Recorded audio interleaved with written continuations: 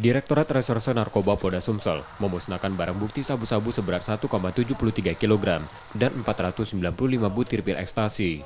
Barang bukti itu didapat dari 10 tersangka pengedar yang tertangkap di sejumlah wilayah di provinsi itu dengan 6 laporan sepanjang Agustus 2021. Narkoba dimusnahkan dengan dilarutkan air dan deterjen, kemudian dihaluskan.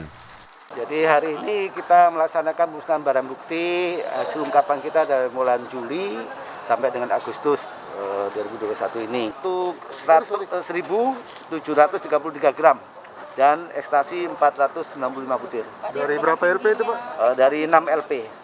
10 tersangka dengan 10 tersangka ya. 10 tersangka masih ditahan di tahanan Polda Sumsel dan terancam hukuman penjara seumur hidup. Reski Oktora, Moklas Diferensial, Kompas TV, Palembang, Sumatera Selatan. Kami hormati Kajati Provinsi Sumatera